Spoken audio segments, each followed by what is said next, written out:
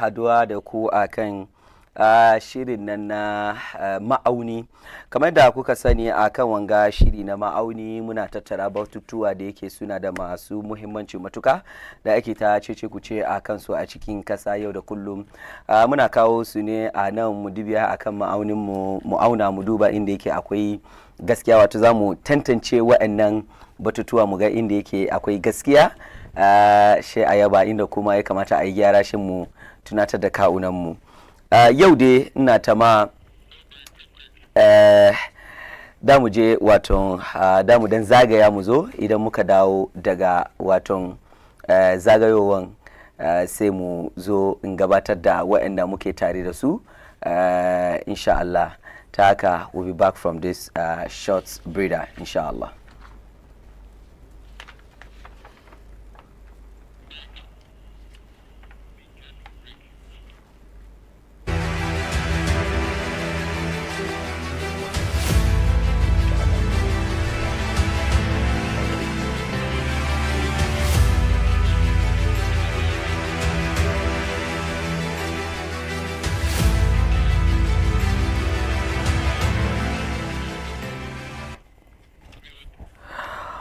Masu kallo barkamu da dawowa daga watan wannan zagayowa.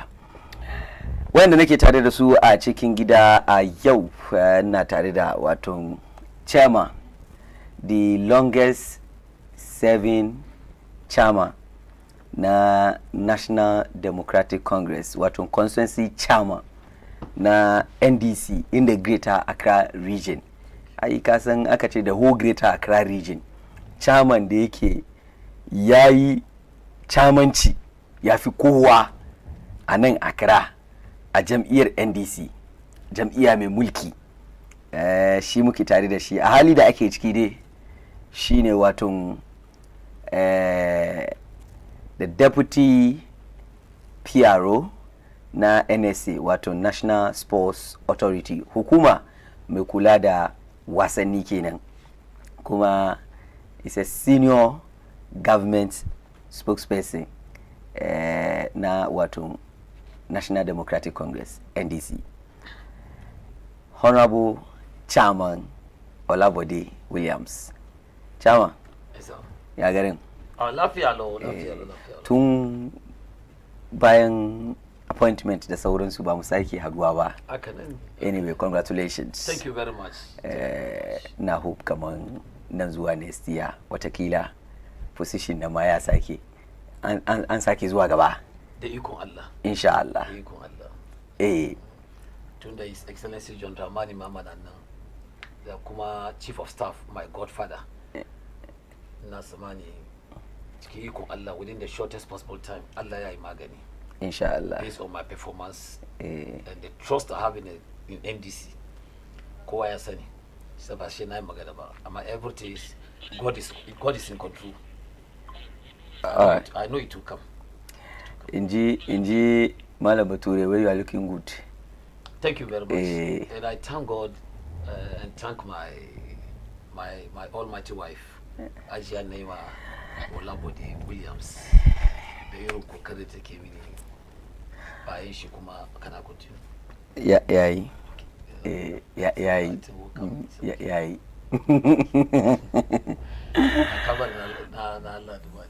Ogo. Anzo. Yanzu dai tunda da an gaida an ba Hajiya hakkinta ba, bari mu saya nan. Ban kare ba tu. Okay. Wadanda kuma nake so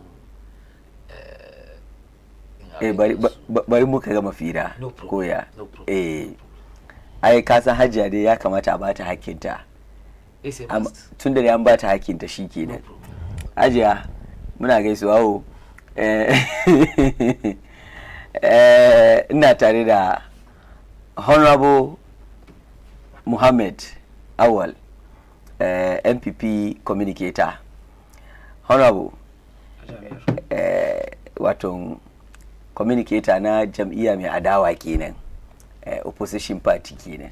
Na'am. Honorable ya garin? Alhamdulillah.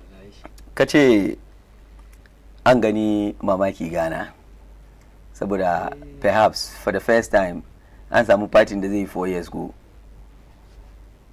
wannan abin ba abin mamaki bane ai ko su kansu sun sani ba taba yin bo kuma yanzu haka projections da aka yi duka wai in za yi zabe yau NDC ya win yau za yi zabe no wai in za yi wai a har yanzu hakan gade wai assets now wannan projection na based on what suka wannan projection da suke ganin kaman za yi zabe yau based on yanda Muhammad ke run country na according to this posters na da masu analysis ga according to su yanda according to wannan posters wanda aka ba su kudi su yi at the end of the year ya so su predict ni dai ban ga an ba su kudi ba abinda ni na sani shi nake ce ni dai ban ga an ba su kudi ba kuma ba nan abin gangan nan according to na ma magana ga yau 24 funga na je cikin gari zaka je ka ga mutane sun cika cikin market ne amma ba sun komi ka tambayi sun zo yawo ne an zo ana yawo wanga ba propaganda ba ne propaganda ka a zo yawo kawai to ban da aiki na outside ana interview abin ganga traders suna magana suna cewa no ai ka sayan kasuwa akwai wani terms wai daga circle na wai 15 years ita hairdresser ne 15 years da ta fast take aiki daga circle amma ba ta baka ba ganin shekaran da yanzu haka ita tana samne as at 22nd na ba wanda ya zo wurin ta mata makwabtanta sun yawa hairdresser sun yawa makwabtanta sun yawa 15 years na gwada ma as at last year nan she komi ce yanzu makwabtanta sun yawa as at last year shi yasa nake cewa yawan aka ce ba ka yi prediction NDCI za a yi election yau NDCI win shi ce yau za a yi election ne election na yin 2028 ne insha Allah in 2028 ya kai sha zo da mana wannan prediction na gwada alright mu duba topics mu yau shirin mu dai duka batun constitution review ko amendment da ake son a yi ina ta ma shugaban kasa ya zabi committee ko ya ce su zai su zamna su duba su inda ya kamata a yi sakiya a cikin kundin tsarin mulki na kasa wanda yake an samar ne a shekara 1992 kenan 82 1992 constitution sai yanzu haka ina ta ma that's like 32 years kenan ko 33 years 32 years bayan ana ta amfani da wannan to mu ma constitution mu ana yi a duba a yi wasu gyara a yi wasu sakiya wani sa'ilan sai shugaban kasa ya zabi kwamiti su je su zamna a kan sai ina ta ma ranar litini suka submit report su bayan sun yi engagements da dama in ka duba rahotanni na nuna cewa sun yi kokari matuka sun engage kusan kowa a duk fadin ƙasar nan da kuma kwarewansu suka kara suka tattabo wasu ababe da suke gani kamar wannan ya kamata a canza wannan ya kamata a ci gaba da shi wani abu kuma ya kamata a kara da makamancinsu to ina na daga cikin ababen wanda yake a hali da ake cikin mutane da yawa ake tattauna a kan shine idan aka zabi shugaban kasa mun san ita kundin tsarin mulkin kasa constitution mu yana ba shugaban kasa da aka zabe shi bayan an jefa kuri'a an zabi mai shi ana ba shi dama na shekara guda 4 akan wannan kujera na mulki na mallakar al'umman kasa na Ghana to a cikin nasu waton shawara da suka bayar cewa wannan shekara guda 4 da ake bayar wannan da a yi shi shekaru 5 a kara shekara 1 na daga cikin dalilai in an zo gwamnati ya zo sabo shekara ta farko yana dokan ya gyara gwamnatinsa ya shishirya kamar su Olabode a bada appointment da makamancinsu ka gane ko yawwa wata rana in MPP ya zo su awal honorable su ma a tutura a babada appointment da sauransu. Yawwa to ana dokan wannan shekara ɗaya ai wannan. Ba haka kuma mai shi ya doki shekara 2 ya yi aiki. Cikin shekara hudunsa shi kuma ya fara yakin neman zabe kuma.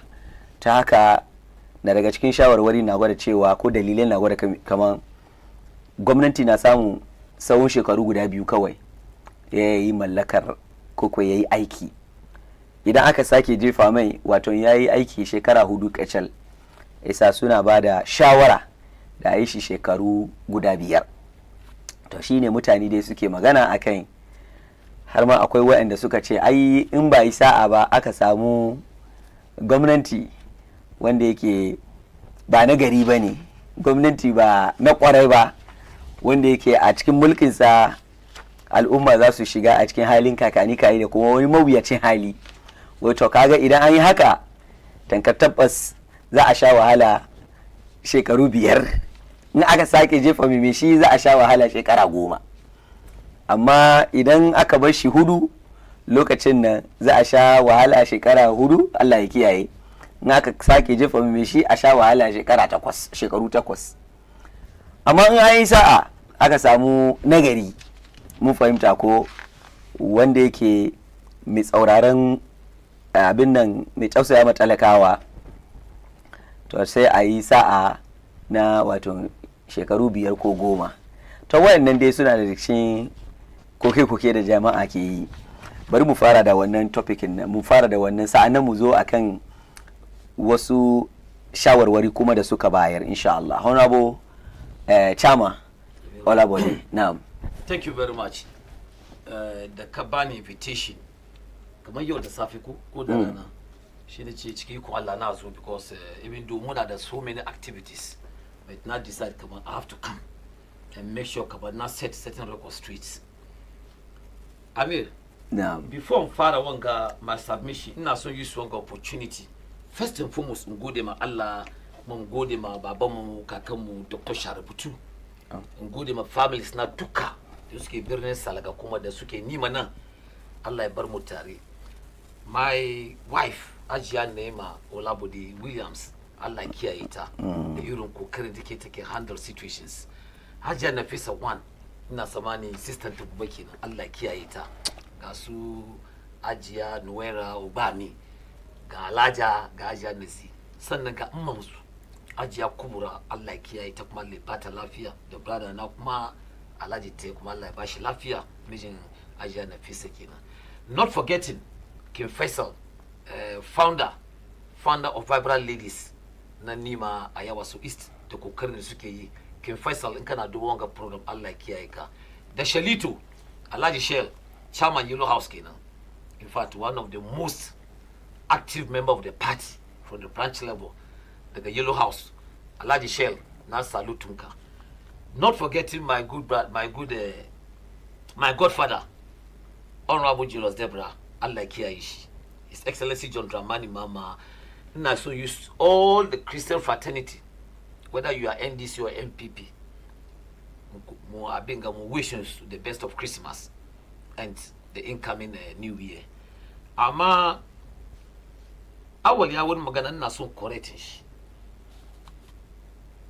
Amir, almost all the projections that ke a cikin kasan Ghana ya put NDC winning the 2028 elections, no matter who MPP is bringing in 2028. Musa Dankwa, a renowned and respectful projector, ya magana. Most of the projectors that can do, ya put NDC ahead of MPP. But whoever MPP is bringing in 2028, I mean, I think the projections and da sai Musa Dankwa ma yayi so biyu ma. Akwai na farko wanda percentage da ba NDC, na biyu percentage na ya drop, ka gane. And the projections in da yake yana projection ne according to the current state of affairs na kasa. But I believe the real projection for 2028 elections, that one we can take that one in 2028, inshallah. I am not disputing all what you are saying. No. Today, as we speak, not so hour listening. the economy has gone up to about 5.1%, representing 4.9%, posted in August 2021, according to Ghana Statistical Service. Today, as I'm speaking, agriculture has gone up by 7.4% as compared to 2024, 2.3%. You can't compare. These are real figures, Naniki Mishina. So when I'm coming plenty for food and jobs when I'm coming to debate, I do proper research before. Plenty for food and jobs in it was a sham. Cool. What have we benefited from planting for food and agriculture? We can benefit from. Karishema cow body, I'm gonna say body the ministers of agriculture now. And the same MPP members were even against the then minister, Afri Akutu, for what he did, destroying the whole environment of what? The ministries. Munganai, today, thank God, His Excellency John Dramani Mahama has brought somebody, a Messiah, Honorable Ekopoku, Dubai Kindiki. Honorable. Yo, as you speak, when the systems are put in place for agriculture, when we make sure, come on, stays in this country. It doesn't go out. The little that goes out, the little that goes out is even sufficient. The rest that are here are sufficient for this country. That is why today Ghanaians are not complaining about food. Cool. Shortage of food in Kasanga. Compared to their time, we were in this country. My good self and Alaja one, we were in this country. Planting for food and agriculture, what benefit has it brought to this country? Okay, phase 1, phase 2, even if it is phase 4, what benefit has it brought to this country? Under Afri Akutu, Muna Geringa, Mamuje Koinaba Amir. So when I come, I want to talk as somebody who has been in politics for over 30 years and who knows much about this country. Kuluna won Magana, but I joined politics just like that. But I read political science to the highest level. Because I was a student leader in those days in my school. And I know what I'm talking. And I read history. So when I'm talking, I talk with facts and figures. They are here. Now I research before Nozonanga. Back to the point. His Excellency John Dramani Mahama, I salute you wherever you are today. I remember very well, former President Kufuor make one move. Come on, I extend presidential term to what? 5 years. Or even 7 years, one term 7 years. No. At that time, the whole Ghanaian populace number understand situation number. Including yourself? Well, I didn't comment. Okay. I never commented. Okay. But even people within that party at that time said no. You know, I was young. I was young then, so. I remember 17 years ago, the first time I met you. You were young. So, I was young. So look at Chinda, you wasn't for the very good. She's an okay. I was only following what they were discussing. Okay. But lo and behold, today we have an excellent president, a visionary leader, a leader who knows much and who wants better for this country. They set up committee. Committee they set up only NDC members. He never set up a committee made up of NDC members. Headed by Professor this man. Oh, and after the presentation 2 days today, I came to realize, come on, look, I've been the sucker for desire. She named me one 4-year term of any president, whoever comes, and I know NDC is going to continue, should be 5 years. Because Amir, I'm back at 4 years now. First 6 months in the cassette up ministers. Within 1 year, Mabaka, MMDCs, DCs, etc. So at that time in point in now, still you are not stable with the government, right now the affairs of the government. Secondly, yes, we can last year of what you be empowered now, it's time for campaign. And for that matter now, with me, President May I won out. But I was very amazed again when it took the leadership of President Mahama 3.5 years, the first time of John Mahama, able hospitals, schools, water projects, roads, etc. We saw it and we saw what happened. Yeah. So if today I set up committee Kaganiko in making sure I change the scheme constitution now, I think it's in the right direction. Because even most Ghanaians or some Ghanaians are predicting that constitution in 1992 now, there must be inputs and outputs. Because in that constitution, I call merit and demerits. So if today a committee has been set up in making sure, come on, look, the 1992 constitution now, asa wani achiri wani, is laudable. And I thank the Almighty Allah when President Mahama received the recommendations. Every Ghanaian suka sani, come on, look, I have received the recommendations, I have received all what they have brought, but need a kind now study one report. After studying that report, now set up committee. Committee is set up is bipartisan. Everybody will get involved because I remember before the 1992 constitution, Chairman Rawlings, after the PNDC walked out of power, do you know what happened? We went to the market women, the market men, the business people, teachers, doctors, muka G Abinda, Zak Cultural Constitution 1992, and that was brought in after 1992 constitution. But now the two constitution in the Muki now, it is good today for us. Actually, we just Abubua. She said you can get President Mahama ya set one committee. Angie Rounds and Tembe Mutani. Government comes into office, takes 6 months, set up. Before he set up, and then within 1 year campaign Yafara. Come on, it doesn't augur well for the nation. I think it is only in Ghana and Nigeria, Muki the 4-year term now. Some countries in Africa today, like Senegal, countries like soon as 7 years, 6 years.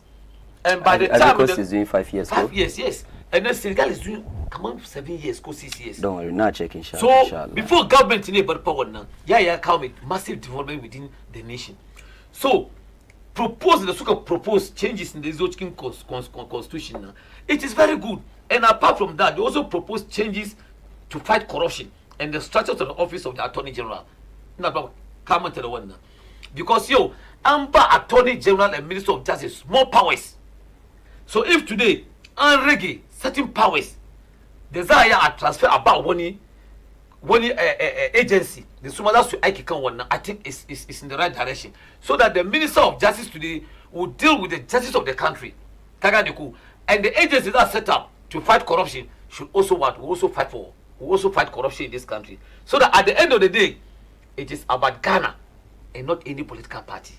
So in a nutshell, President Mahama, I want to commend President Mahama and the members of the committee for their integrity. Senegal is 5 years. Okay. I want to commend President Mahama and the members of the committee for their integrity and non-partisan work, which he believes will foster national consensus. So in the end, I am very happy. I am very glad as a Ghanaian who believes in the principles and ideas of what they did. So let us support them. Let us make sure, come on, at the end of the tale, it is about Ghana. It's not about any political party, BNDC or MPP. No. Let's support the agenda. I've been there come out Chiri and Chiri. I've been there come out Kara. So that at the end of the day, the constitution will be respected. The agenda and policy of each government that comes to power will be followed so that Ghana will get to the highest level. Thank you. So yanzu kai menene naka shawara? Shin 5 years in yayi? Oh, for me, 5 years is okay. Okay, so 5 years, term countries in 5 years. Senegal, 5-year presidential term. When they get away, she the most common in Africa. Yes. Okay. All right. Sorry, I think this listing. Nagagana asking 5 years. No, let me search for an updated 5 years. Okay. Yes. Okay, don't buy the listing. But naga wani 7-year presidential term. Oh yes. Akwe Algeria, akwe Tunisia, I think CCS, Madagascar, Comoros, yes.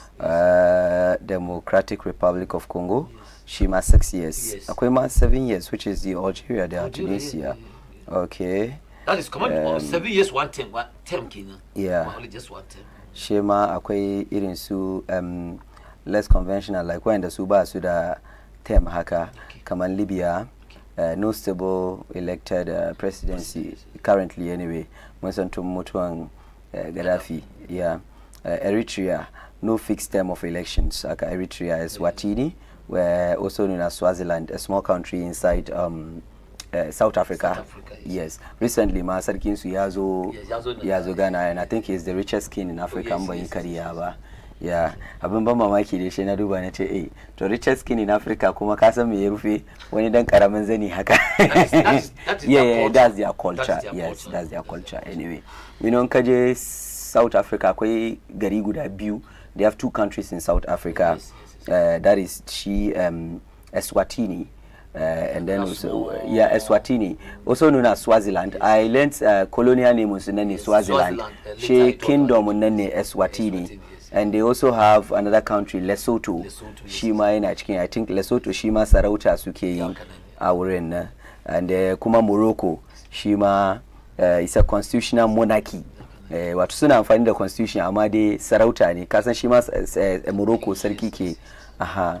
So, but I'm trying to get a full list of even 5 years, the sauransu to the 4 years, and inshallah, I think with the recommendation that aka president Mama, ya bagana cewa kamar ya commend su for the good work they have done, and then in the end, answer are formed by partisan committee. Yes. So I exactly. So yanzu, I think the debate is on. I'm telling you. Yanzu shawara su suka kawo. So the debate is on. Parliament da kansu masu zo su abin nan.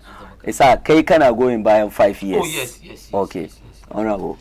Now, because it's interesting, you know, naga wasu mutane NDC da yake ba sa ra'ayi, naga wasu kuma suna ra'ayi, haka naga wasu NPP suna ra'ayi, wasu kuma ba sa ra'ayi, amma abin da ke ciki ne kowa na ba sa nasa, kowa na ba da nasa dalilai da hujjoji. Mun fahimta ko. Na'am, honorable. Ameer, na gode. Na'am. Dama ka ce kamar kun cire su ne 4 years, so inshallah, so 2028 isa kana ga after 2028 she ku zo ku continue 5 years in ku koya. Anyway, bari ma ka da. Na'am. Gaida duk masu kallon mukan Baina TV marancin ga. Sannan gaida leadership in New Patriotic Party tun daga bisa hakasa. Hasatan mai gida na Honorable Kennedy Ohine Japan yana Ashanti region da shi da entire campaign team su duka Allah kiyaye su. To, nagode. Kaga barin soma da inda chairman ya doko agric ya grow by 7.9% da sauransu. Kaga yau garin ga the reality cikin garin ga. Where free ya kuto bai komai ba. Wai bai komi ba amma dama an ce wai free ya kuto. Wai billboard da ya shuka. Wai billboard da ya shuka ya fi abinci da ya shuka. Da aka zo aka appoint a Greek minister. A Greek minister da aka appoint under His Excellency John Dramani Mahama. Yayi aiki yau ga a Greek ya grow inda yake ga ya min daji ka tambaye shi wani kwashi. Ya escape yana cewa bai komi ba. Ba abin da suka zo suka iske Ifriya Kuto yayi under da abin ga government in NPP. Yau suka samu abin da suka samu nan ba. Ya yace min kaman yau da Greek minister ne yazo. Tem da kai da kanka yanzu ga kake magana within lokacin da gwamnati zai appoint ministers shi ya kare yazo ya appoint MMDC shi 1 year ya kare cikin shekaru shi yasa yau shaka appoint a Greek minister yau shaka appoint a Greek minister a Greek minister ne yazo ya aiki har yau a Greek under this abin ganga administration ga Greek ya grow inda ya kanga ka gani sometimes ba muka zamna muna yin mutane magana she muna maganan na muna sanin kan mutanen da ke sauraron musulmun nan su ma suna da hankali suna tunani suna duban abin da muke faɗi suna jin abin da mu ma muke faɗi yau yana magana kaman wai yau garin ga komi ya stable ba wani ba issue ba problem yau muna garin ga as at last year ana sen fuel 14 cedis 70 pesos in zaka doki lori nan zuwa ya sunan shi Tamal it was 300 cedis yau fuel nawa ne yau ana cewa 12 cedis 50 pesos amma they say 12 cedis 50 pesos amma the same lorry fare na ake biya in za ka yi magana kaji wasu ya sun abin ganga sun stabilizing shi ne ka bar mun san kamar in fuel ya rage ya kamata mutanen kasa su ci amfani ko ba haka nan bane amma an rage a prices in motor kudin mota wani lokaci kwanan nan I mean there was that's issues that rage na an rage ma this year an rage kudin mota no ba kwanan gaba this year Mahama ya hawo gwamnati at least in ban tunawa so guda dai an rage kudin mota an kace baka tunawa an rage an taba ragewa in ba rage ba ni dai guda nake tunawa I am telling you 3 times can you break it out for us 3 times ni dai gaskiya ina tuna da guda so guda you know what honorable don na san amasama ni gari na kenan amasama zuwa Madina in ka doki mota lokacin I think it was 12 cedis 50 pesos shi suka rage shi to 11 cedis inda aka rage an zo an rage ina tunawa ni ban ce ba rage ba amma chairman da ke cewa rage 3 times no ni guda din na tunawa kuma ka san wani abu you see I don't want to sugarcoat but nazo there was a particular year okay na NPP daga Amasama zuwa nan Madina was 7 cities within some 5 months kudin mota ya hawo yake 12 cities. I'm telling you ka gane like ba within that month and yes kudin lore ya hawo yake nan she me ya faru kasuwa to Madina kana biya kaman 17 cities or 18 shaka za ka rage kaman 1 city akai ina tunawa yanzu ya kima almost about 12 cities. I'm telling you kasuwa to Madina Naam. Kasuwa to Madina is around 17-18 in bai kariya ba. Yazo ya kai dai 17-18. Ake an sa yanzu ko dai a that time yanzu haka ban sani ba. Kasuwa to Madina skarance na sai a gaban nawa 20 cities na dia kasuwa to Madina. Wow. 20 cities. No ba gari na bane ban yayi gaddama da kai. Kasuwa to Madina was 18 cities. I remember that. 18 cities. 18 cities. Amma yau 20 cities kasuwa to Madina. Kai ka bara check yanzu ga. The NDC kasuwa to Madina. Mun gode full line. Mun gode ni ba ni kasuwa gaskiya. Amma na san kasuwa was moving around 17-18. So mun gode. Ni ma ya shiga lori. Ni ma na shiga. Akwai jama'a. Okay. Ni ma ina shiga da nake fadi ma 18 cities baka ce ka san 18 cities bane ina shiga abin ga no problem akwai masu phone lines wani ma ba Madina san so ba man zo sauka airport junction nan ga daga shi yasa yau ni can you do the ni over ne o check o cross check ya mi kasuwa ka ya Madina yanya yiyo abin da yake fadi shi ne so ga ma kaga abin nan in za yi ya kamata benefitin nan ba zai za zo a ce kamar misalin wai da zai zabna nan ga wani na da mota shi da ina sin fuel kamar 100 cedis ne yanzu da aka rage nan ina sin fuel 80 cedis impact da kai zaka meet as individual kai sai loran kan wa'anda kuma ke majority ke zuwa suna shiga trotro nan su ma wani benefit suke samu from government nan okay ina ma magana yau muna garin ga an ce muna kamar inflation ya drop ya zo kasa abinda bamu taba gani ba da inflation ya drop yanda ake sayar da kudu ba aka ake sayarwa ba no ake sayarwa ana sai kudu 5 cities mana yanda ake sayar da kudu 5 cities nan ba yanda ake sayarwa no time it was 7 cities lokacin da inflation nan ke high na ba sayar da kudu 5 cities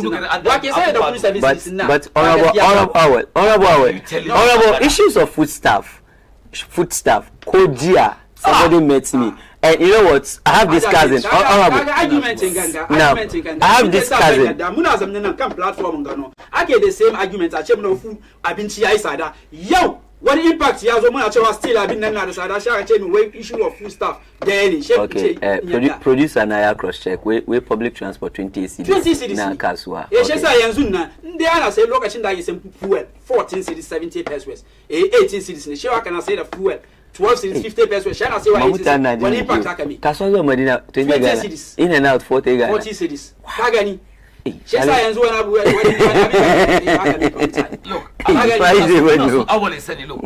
the economic you see honorable the issue of foodstuff ina da kazina ba shi gana ina serve one of the embassies outside ina zuwa ina serve one of yazo leave jiya yake ga mu wai ya shiga kasuwa zai sai shinkafa kutuku ne ji price ce fake ne shinkafan shaka ce mai ba fake bane that's the real price and he was like just last year when he left Ghana the same shinkafan nan he was buying double the price ban so yi ma wani shinkafa ko wani abin ga advert amma yana ga mana wai yana yin shi kuma shi ba shi Ghana ka understand yanzu yana ga mana kamar then it means that foodstuff nan da ababin sun drop na maganar jiya ga nake ga maka ba wani shinkafan da shi ake sayo as last year da yau ake sayin shi price nan double ne as last year ba gaskiya ba in ka ce da impact of only an rage dai amma ba double price as last year okay ba gaskiya bane awal ina so ka sani mu duka muna shiga cikin gari ina so ka sani amma price na sun rage maybe he exaggerated misali ana sayar da shi 500 ana sayar da shi 500 kamar 25 kilos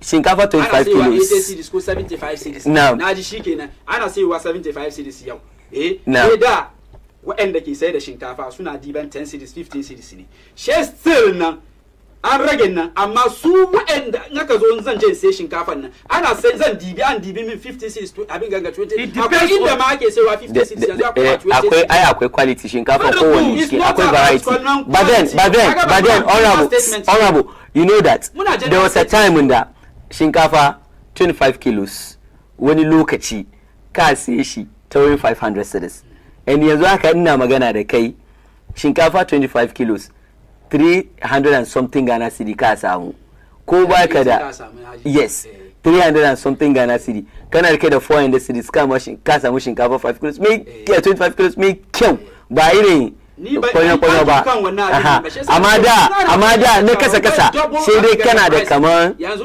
500 ne sai yanzu kana da 380 ko 400 ka samu nawa yazo 100 ko 350 100 cities yazo mun san komai yana nan abin ga grade ne amma ni maganar da nake yi nan general statement whether grade ko ba grade bane ai grade nan kowa da inda wani bakin hanyar ga and you see me wake ko bakin hanyar ga kowa ya san wake da take quality sometimes ba you see the issue of rayuwa na tattalin arziki kaga prices in nan ko da zaka sai shinkafa 5 kilos 500 cedis she ya stabilize yana sai inda yake musulmi bana ganin abin ga don yanzu misali mai sadda shinkafa tana sadda shi 500 mates na karban kudi according to shinkafan da shi ma zai je sai ka gane ko kowa na fuel prices komi na move according to carpenter na charge according to shinkafan da zai je sai ka gane amma inda ake samun matsala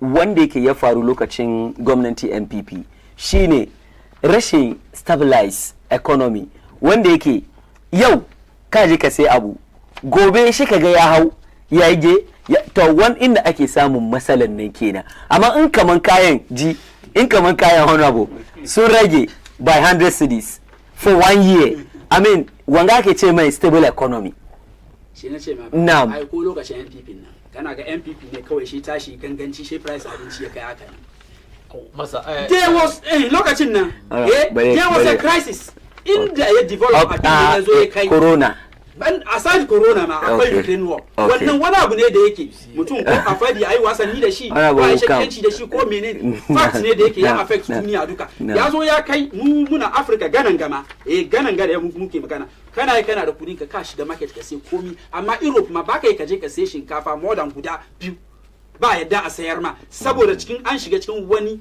mawuyacin hali da yake komin kudin kan kaje amma nan kuma ganan ga lokacin nan in kana da kudi ko nawa ne kai ka je ka fidda kudin ka sai abinda zaka sai so that's abin da cause the unstable economy ina so ka san fuel yazo ya kai to that extent in the petrol ma shan sai shi ya kai 18 cities na tuna amma an zo kuma that's per liter ko fuel yazo kasa to that extent in the fuel yazo ya kai kaman ma abin ganga ya sunan shi 12 cities 50 pesos sannan fuel yazo kuma tashi kuma wannan abin nan fuel na shi yasa ni kullun nake cewa kaman ni kullun na advice whether NDC ko MPP when it comes to fuel mutum kar ka duki ka yi abin ga ya sunan shi campaign da shi ka sabi ne ga abin nan ya kare batun fuel ka sabi ne ga min lokacin wai MPP wani ga mi this is one of those theories in na wai suna digangan su kara har yake 17 shi zo su rage 2 cedi sha ce to kun yi kokari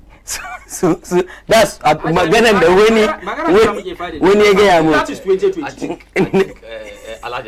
that is 2020 no bai magana batun constitution abin ganda ina so okay so honorable na gane yanzu ka attribute the unstable economy now to some of the circumstances yes okay like corona and Russia-Ukraine war so bari mu je kan abin ga that's not news here ko ba haka ba mu duka mu accept wannan mu duka mun ji wannan isa ga da yazo ya zama shugaban kasa bai je ya fadi wannan maganar da ba okay no even when he was not shugaban kasa when he was not shugaban kasa ma yi okay so let's go to the issue of the constitutional review. Shesa mu koma back to the constitutional review. Ina jin kana tambaya wannan Samuel Abudi kamar lokacin da His Excellency John Ajekum Kufuor ya kawo wanga proposal. The NDC people are the very people da suke oppose wannan abin nan. Suna ganin kamar His Excellency John Ajekun Kufuor ya ji dadi ne yake nema a kara mishi tenure kuma lokacin nan da yake propose wannan abin nan he's not proposing for himself yana propose abin nan ne for the country amma yau His Excellency John Dramani Mahama ya zo ya propose wanga abin gannan wai duniya ruka kowa ya tashi a buga mishi hannu she yayi kokari wani abin da jiya she suka oppose lokacin da aka propose da wani bi yau gama His Excellency John Dramani Mahama the first term da ya zo yayi wannan 5 years nan when it comes to ana batun wai Africa mu kade ne muke abin gangan 4 years abin da ya kamata a duba shine Africa gaskiya mu ne da Nigeria muke 4 years amma Nigeria da Ghana nan mu muna da ya sunan shi British da ya sunan abin garin ga US abin ganga su dukan nan is it not for 4 years term suke yi amma sauran francophone countries nan da ada abin gangan nan ka duba ko Liberia 4 years term suke yi da yake su ma English country nan ne su ba 4 years term ne shi yasa da different da ake yi shine yanzu abinda aka kawo proposal ne da yake ana ganin kaman an yanzu a zo a duba implementation shi abinda za a yi makasan ga in dai ya yi 5 years nan ya taimaki kasan nan ya so kowane shugaban kasa zai zo ya yi mulki a samu sauki da yanda ake ba da example kaman kowane shugaban kasa zai zo within first year shi nan dukan nan ya kama zai yi appointment kan ya appointment shi ya kare lokacin nan 1 year ya kare amma ni abin da ni nake gani ne ni wannan ni ra'ayin ni shi nake wanda zai yi mulkin kasa ya san abin da ya sa ma gaban shi da in ya zo zai zo ya yi within 4 year term nan ya yi da MPP za mu zo muna da one abin ga ya sunan shi Excellency abin ga Nana Danko Akufo-Addo yana da policy da ya zo da shi shine mai free SHS da ya zo ya implement ko bai implement ba da NDC suka zo one policy da NDC ya zo da shi kan power ba 24 hour economy ba har yanzu where an launch aka spend kudin Ghana aka launch yanzu sauran implementation shi how many months ke ga kana jin batun shi kuma sun zanna suka gaya mana kaman wai abin ganga wai 3 people 3 shifts har yau aka zo ana ce mana kaman wai before I implement one abin ganga ya sunan shi 24 hour economy na wai sha an nemi kaman $4 billion Ghana da kanta da ta tashi ta je IMF nawa aka ake nema aka ba mu $4 billion abin da guzita no ya fadi kenan ai ba ni ke fadi ba why $4 billion whether $400 million ne na ce ma har yanzu an launch ne aka waste abin ganga kudin Ghana da tamun Ghanaians da abin da aka gaya muna philosophy squad shi bai zamna ya ce kaman wai masu wayan sai da wake ma statement shi honorable wayan sai da wake ma sun yi 24 hour that is the policy that's what 5 years 5 years presidential term good shawara ko kuwa bad shawara na gaya ma wani shi ma wani abu ne da yake ni ra'ayin ni wanda bai komi ko ka bashi 20 years ba zai komi ba magana da yake amma let's look at the reality dalilai da suka bayar okay sun ba da dalilai cewa okay me shi ya doki 1 year you know frankly speaking jama'a ma yayi wani abin ban mamaki this time around in the sense that within a short period of time ya set up community shi suka fara aiki and kaga kamar MMDCs and lokacin Akufo-Addo misali magana MMDCs inga ana zuwa aje a bugo a zo an yi watanni yes amma na wai kamar normally kafin mai shi gwamnatin shi ya take shape ko zaka samu shekarar ma sauran wani wata uku haka shi kaga kamar mai shi yanzu gwamnatin shi ya fara take shape but yanzu Mahama yayi kokari and people are saying that oh perhaps kar a doki Mahama a mai da shi example because shi na he's an experienced mutum ne ya taba yin wai kafin ma Mahama ma zuwa swensi in 7 January ya san ko wanda zai shiga ina because you know so wani politician da zai contest presidential election da bai san wanda zai sa but you see honorable maganan gaskiya da wanda ya taba yi da wanda bai taba yi ba daban ne kamar dan misali mu da muke aikin jaridan ga ka understand ai yanzu haka ko na bari aikin na je hutu shekaru nawa in na dawo zan zo ya show sabo da wanda yanzu zai fara kasan ba za mu zama daya ba. So da John da ya taba yin aikin 4 years ya je ya dawo kasan dole ba zai yi kaman to yanzu na so ba firan mun nan mu duba shi from the angle na dalilin da mutane suka bayar. Okay, gwamnatin nan zai is almost 1 year ya kafa gwamnati. Secondly, zai in aka je lokacin zabe ya kai, especially if that same candidate zai je a second term, ina neman ya je second term, to ya kamata ya use another 1 year ya yi campaign. In baka yi sa'a ba and there is an election petition cikin wani zabe mun fahimta ko lokacin da kai win zabe ko wani abu and there is an election petition, duka ina iya affect performance gwamnati at that time. To waɗannan na daga cikin dalilai da suka bayar. To yanzu namu ne muna tambayan shin don wanda bai aiki wani abu kuka ba shi shekaru in kurma how many years yayi as a president?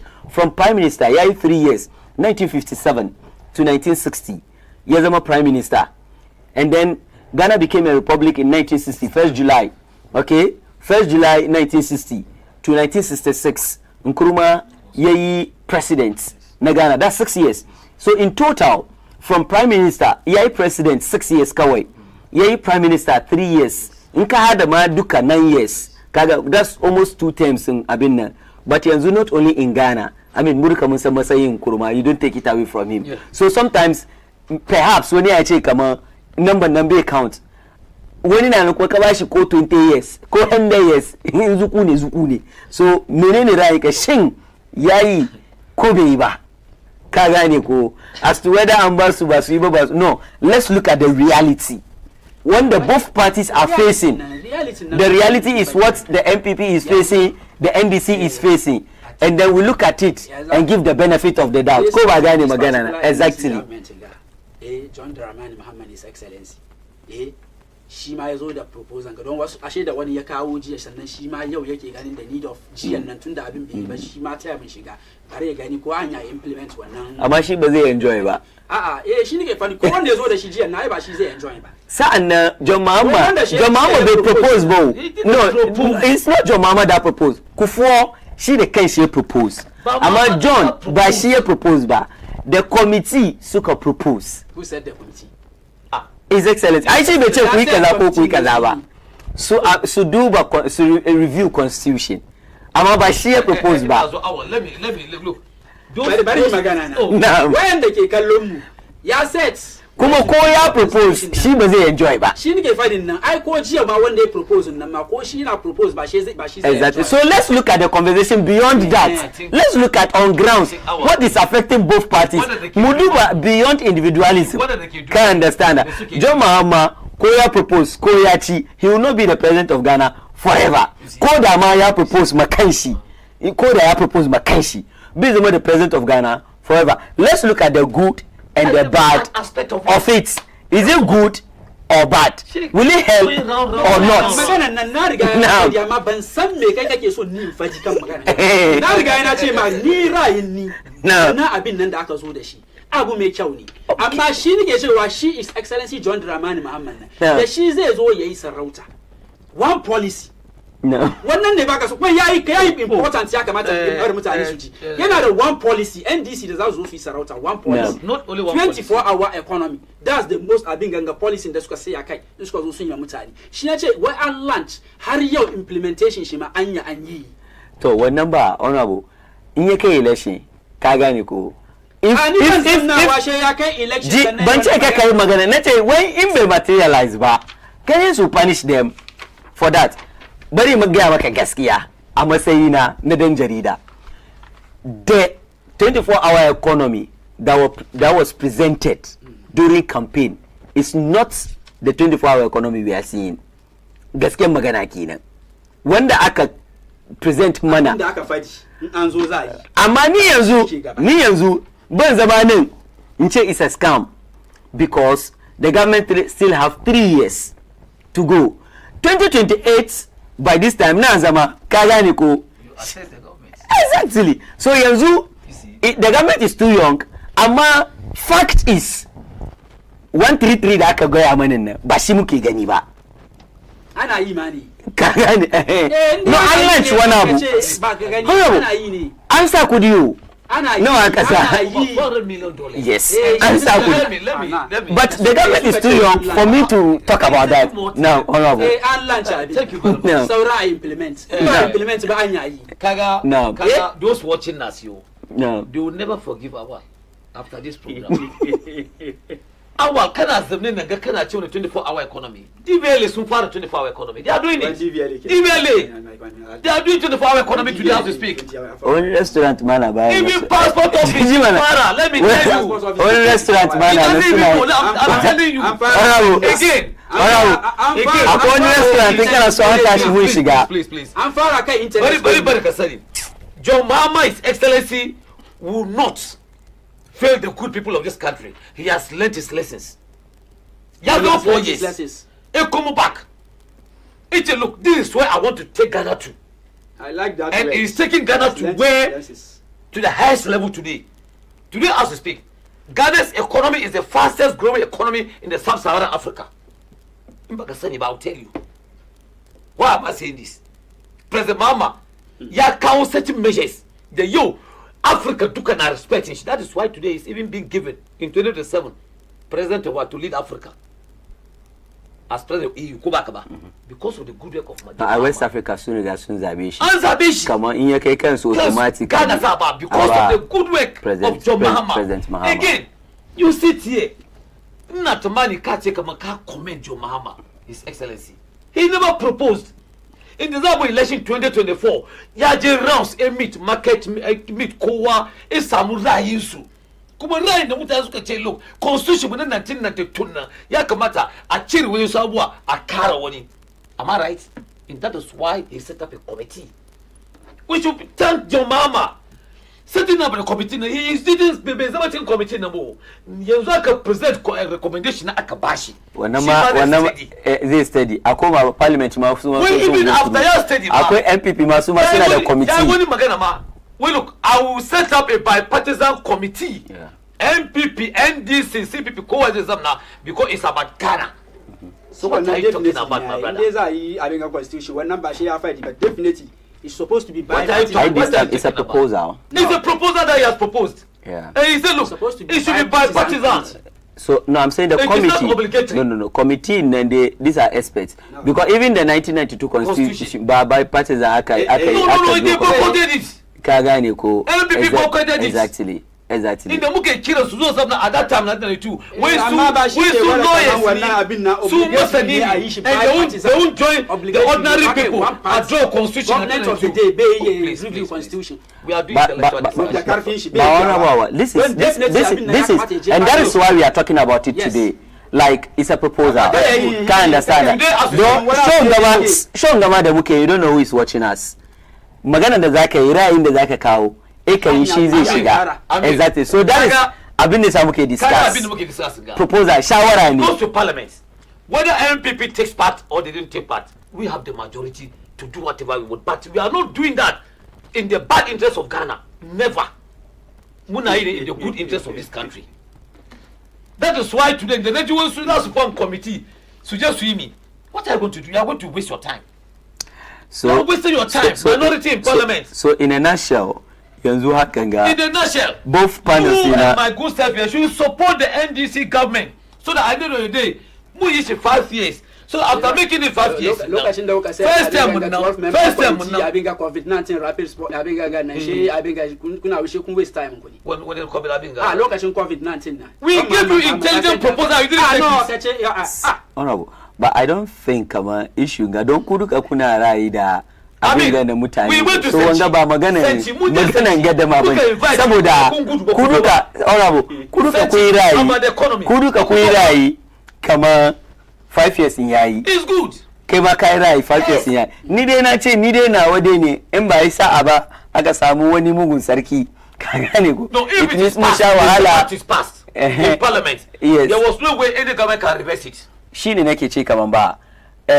Me, I'm in support and I'm against because I'm afraid wata rana an samu wani mugun sarki in the submission of our she kawo wai batu Ukraine Russia e kawo batu COVID-19 awal no he was talking about economy. COVID-19 was a blessing to Ghana under your regime. I'm telling you. How? IMF yaba mukuni. World Bank yaba mukuni. Musa mukuni IMF World Bank Ghana can just oh my brother. Honorables, looks, you know what? US in the Kedubamu, they are much interested in educating the people. The constitution review na me zamu discuss again than ababin da suka riga suka wuce an wuce wurin har government have been punished for that da makamancin office within 6 good months in a setup ministers in she a set up agencies that war is too short for the government before it take 1 year yaki kaza 1 year yaki yanzu aka so normally 3 years ko baka ba and if not because your government is lucky because he was experienced and the spirit leader that ko wani zo different energy ciki by his reasons. And those are some of the delay like very good. All right, honorables. Yanzu bai da need mamu ni wani abu don kudu ka kuna da sa. Corruption Commission. Kaga ni ko kuma ya ce ya kawo.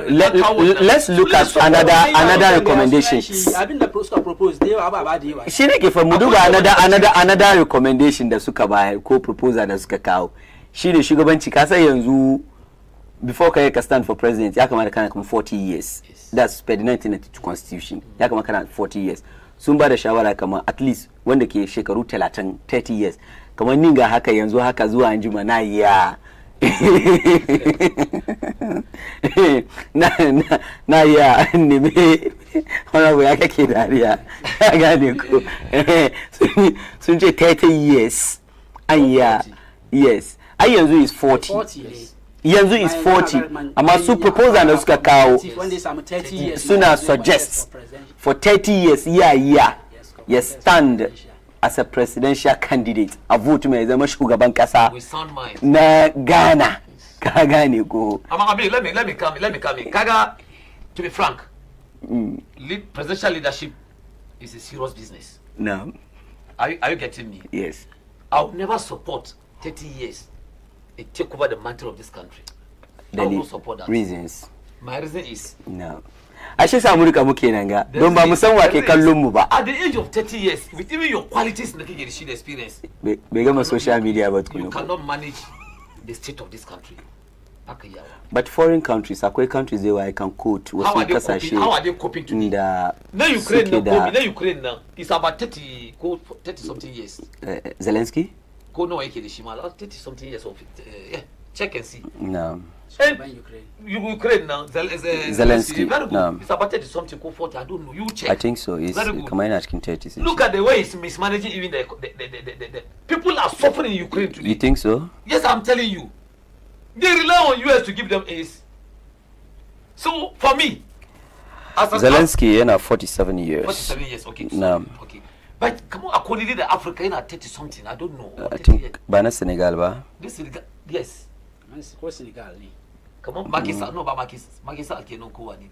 It's about 30. Okay, na yi wannan finance. Look how he's mismanaging the economy of Ukraine. How my yanzu kama water even to drink is a problem to the people of Ukraine. So in other ways now, so propose go back about. Okay, Senegal now 45 years. And I think. But I'll get you the list. If there's my partisan committee, Zuakaba, they will sit down, analyze the situation.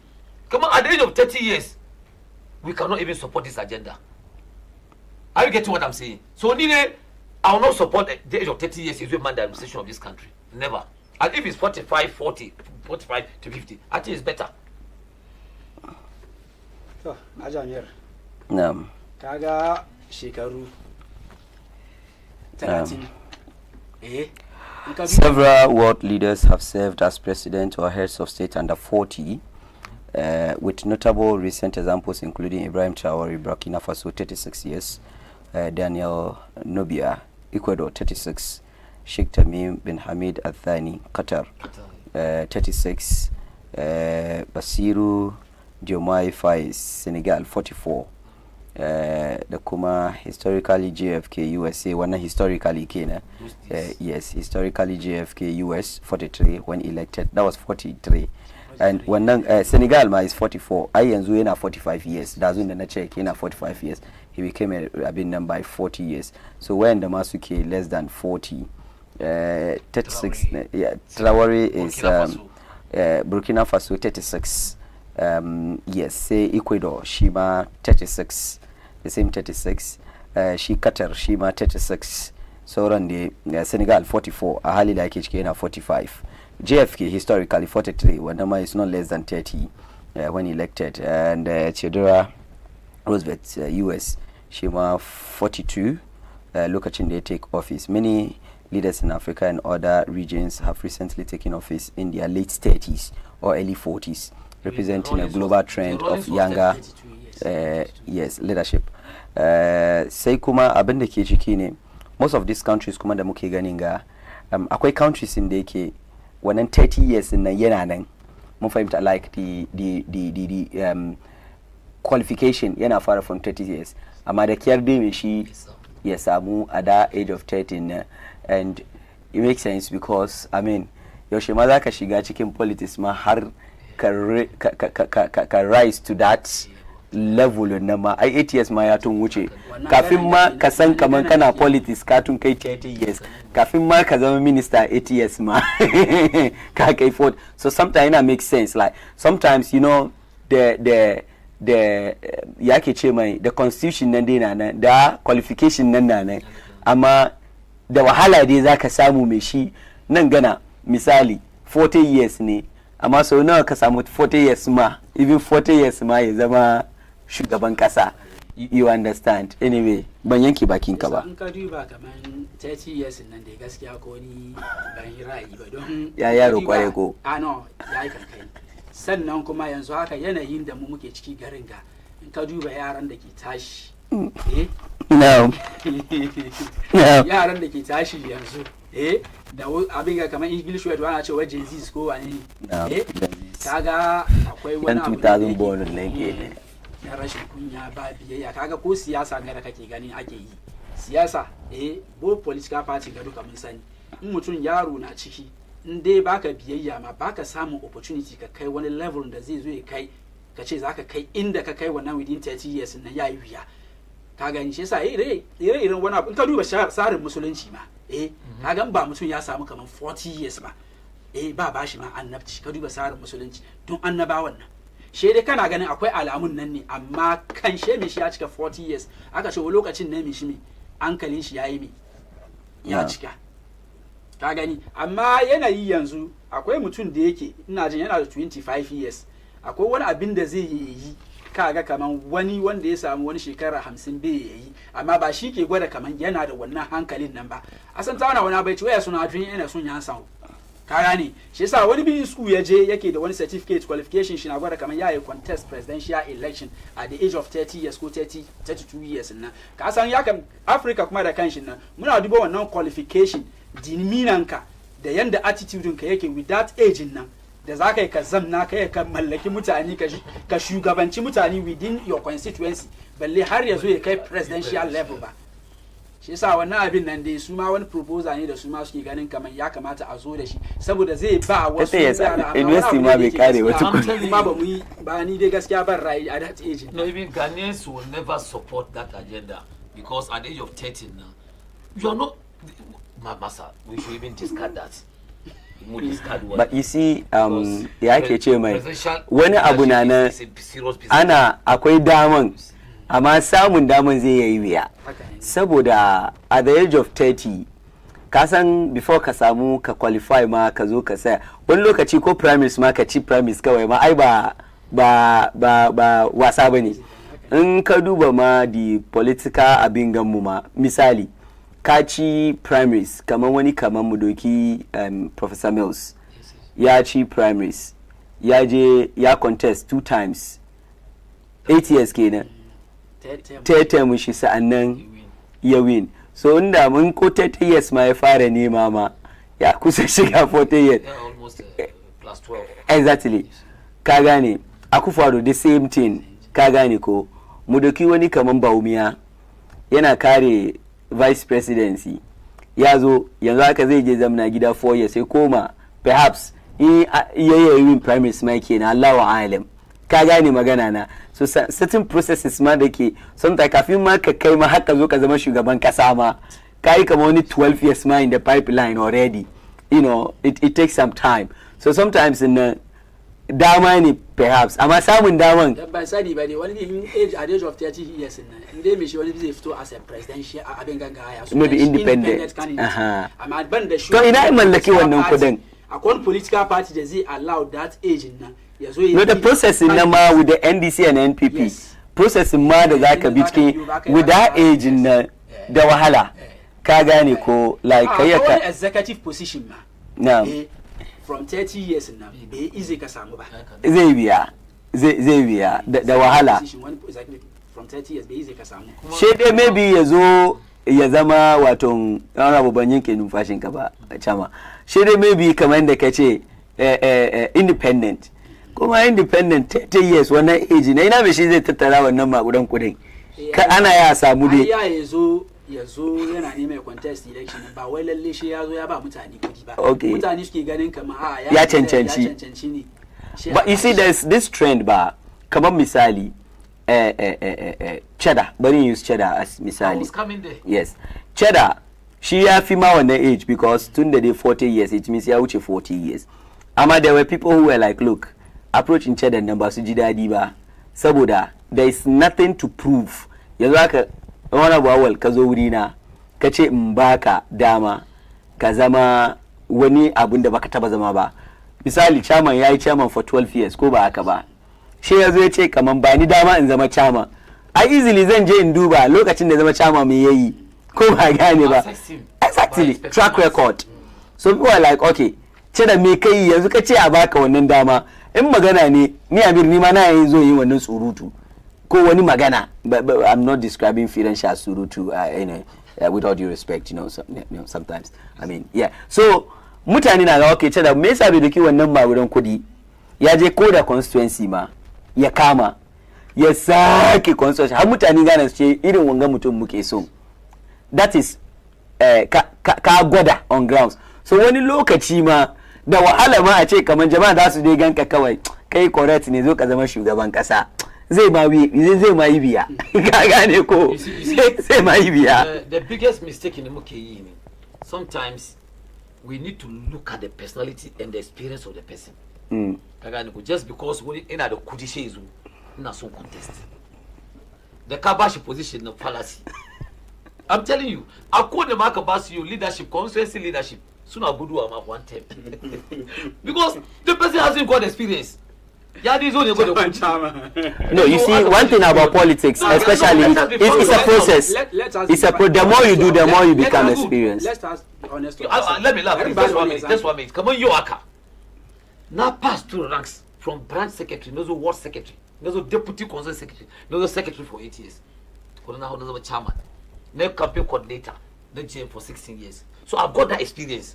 Ama woni azu me shi azu be the experience be the community zo one time no ya gudu so such a case misali kamar yanda muke magana ga shi chairman yace zai je contest as regional chairman ko national chairman position ka duba credentials in the F2 nan akwai wasu friends da yake tare da su aka run within the Greater Accra constituency they can help him being a run campaign within Greater Accra ko kuma zai je national level ne cikin wayannan mutanen nan an samu wayanda suna da alaka da wasu mutane other regions nan da shi ma wani bi ya je other regions nan akwai alakan da yake an ya consider wannan abin nan kai ka samu no opportunity ka samu amma yanzu haka kamar wanda bai taba shi yazo kawai wazo zai zama national chairman in ba zai za ce kamar irin yanda muke da kamar leading member ne cikin party nan wani abin gangan shi contribution shi da sauransu shi yasa bari yazo ba shi yasa bai sakani da Allah wasu ababe wallahi sai dai ka soma wani wuri ka gane kana cikin political party kamar NDC ko MPP from abin ganga 30 to 50 years ka samu opportunity ka zama presidential candidate ma bai easy domin ko aikin ga yau na use aikin mu ganna ta example sakani da aikin mu ga ma da muke misali da farawa da kuma kayi kaman shekaru cikin al'amarin ka san kamar wasu ababe suna ma sauki kamar yanzu haka we are talking about ya ake ce mai current affairs muke maganin shiga da sauransu ka gane ko to wasu ababe na nan perhaps I don't even need to cross check ka gane ko na karanta graphic ina nan na yi reporting shi ka gane ko hanni da ni aka je aka yi aka zo to kaga kamar duka isa process to wanda shi ma ya zo so ma aikin yau ko ya hausan shi yana son ya fito can daga addaula ka gane ko na Sokoto ka gane ko ya hausan shi in turanci ne yana son ya fito can England ka gane ko exactly ko ba gane magana in dai you don't pass through the process ka gane al'amarin ga yanda ake kaza ga yanda kaza yake zai biya ka kai al'amarin ka gane ko so siyasa haka nan shi ma yake in ba wanda yau da kullum ban me shi zai zanna komin ilimin shi ko ya bi gangan shi bai yi ya bada submission nan yanda ya kamata abin nan na gaban shi amma ya faji ya zama mishi aiki exactly amma misali kaman kana ciki da ke ake dama da ke ake sha ko ba baka topic ba da an risk ka ce a ba haka bane kudi kaza aka bata ina tunawa shekara kaza ai da kai ake yi kana cikin system nan you are part of it bari baka one example ba wai na priest kai na ba naji National Sports Authority in September on the September 1st today as we speak Director General now he consults me always because he knows I know I'm part of it. The experience is there. Sometimes when I kill now, Chamola body, how are we going to change Muishaka? And today we are gaining grounds, we are working. And they say it's moving the way it should move. So that's how we move. It's an American Yazami. 0553683 yes, that's the one. Honorable, when you say batun shinkafan nan Hajj Musa from Ashama, I want clarification anyway. Well, assalamu alaikum, bro. The reduced cost of some rice is because the small bags are not 5 kg, but rather 4 kg. So the 5 bags are 20 kg instead of 25 kg. Please cross check. Eche we ko karimu cross check. Taka we dan nan 25 kg. Amma yanzu ka duba small bag nan we akwai 4 kg ciki. We mu cross check. To ka gani ba irin messages haka nake so. Fantastic. Exactly. Because ya research. Exactly. To the magana. Iru haka no. I respect such a person. Ka gane ko. I respect him. Amma za ka yi submission ka to Allah ya samu dace. Kamar yadda yanzu haka ina zama na ce ma kamar price in tomatoes kaza ne yau. Kaza ne kamin gadda ma. There you go. Lori na shan gwada ma yau na shiga kasuwa na san. Oh, I am member of wait, please tell the NDC man that up to now Kenke is still 7 Ghana and 5 Ghana. But it was wait up to now. Wait to wurin har yanzu. And we are still eating Kenke. Oh yes. It's a shinkafa ne masaran na planting for food and jobs. You know that was that's the work of agric minister. If we are talking about magana about ministers in the suka perform under Akufo-Addo, don't bring Apulia Kutu. Yankuri, bari don't put the phone lines. But before that, Muduba the issue of the Queen Mothers to be part of the yake ce mai House of Chiefs su ma su samu kujera a wurin. To ina ta ma akwai recommendation da aka yi wannan recommendation aka recommend kamar da a kara Queen Mothers. Ya ma zan ce kida Queen Mothers cikin magajiyoyi kenan ko sarauniya. Magajiyoyi to yanzu magajiya da sarauniya Queen Mother magajiya kenan ko sarauniya. Sarauniya ne. Sarauniya kenan. Cikin Hausa ne ba mu yi kaman general yanda zamu fara ma sarauniya. Domin ka duba akwai wasu kasashe misali in ka zama matan sarki automatically kine amma mu kamar nan Ghana wani lokaci ba haka bane. Akwai ya ake cewa kaman ka duba su na Asante Hinin ga misali ai kwanakin ga aka rasa ita sarauniyan abin ga man shi kenan na abin ga yayan man kenan yawa anti shi kenan Asante Himani yes so ita ne Queen Mother kenan ai kuma Queen Mother kenan aha to wani lokaci mu a system mu so da yawa zaka samu ba wai lalle she ka zama matan sarki zaka zama sarauniya ba shi sarauniyan wani makami ne kuma daban wani lokaci haka sarautan su na Asante abin ga Asante ya shi nake sarautar da yawa ma a Ghana haka yake amma kaji Asante maganar da ya fadi ina respect what he said in as much as suna respect Queen Madison a role da suke play More role in suske play, they play privately and not publicly. Ba magana ma Santini nake proposal na nake so mu duba shi in general ka understand ai proposal da aka yi cewa da a ba su dama su ma su samu kujera a cikin House of Chiefs nan ayi a jefa kuri'a da su da me no amma Asantini ya kiya no Asantini shi ya kiya exactly shi nake fadi kam shi nake fadi kama wannan yes to wannan nasa hikima da yanda yayi magana da na batun sarauta da gargajiyansu ka gane ko to in general ka understand dai okay na ji magana wai ya make it clear that Asante my customs and traditions are entirely different from others. So Subasu, so I meet I call me ama they cannot come out and speak publicly, speak privately. Kagaliku. So magana Asante for the customs to the traditions suke respect to. Shi sa ya bada example kaman ko Asante hima tana ta zamna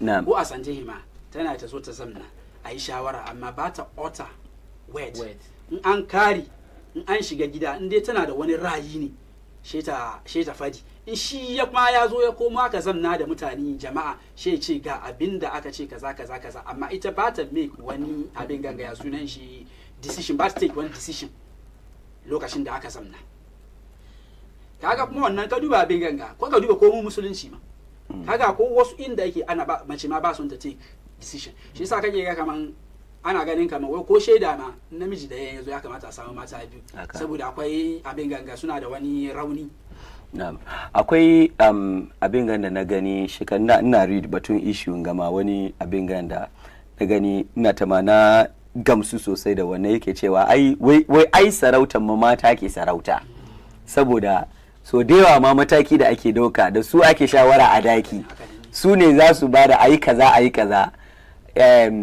sarakai sun zo su fadi ne amma shawaran da kai shi cikin daki kuma wurin mata ne ce wai akwai role da suke play yawa amma za su yi magana privately but publicly ba su yi magana exactly because no matter how the situation is su suna respect tradition da customs su kuma ba su da wani zo against laws su da su suke da shi immediately categorically clear exactly ne yau misalin Asante da bayan da yake kiman shi da darajar shi no I even want us to look at it beyond ma Asante ne bancin ra'ayi game da abin ga shehu ita mace nan ta ce ai abin da kake fadin nan ba mu yi ra'ayi da kai ba no kana ga kaman ya za ya za ka riko ya za shi yasa sometimes na ka duba traditional da yake fadin nan islamically the same wannan abin gan nan mu muke aiki wannan wai yana cikin ma bible Allah ya sa mu the creation of House of Chiefs is not part of their culture. And no one should make an attempt to change their culture.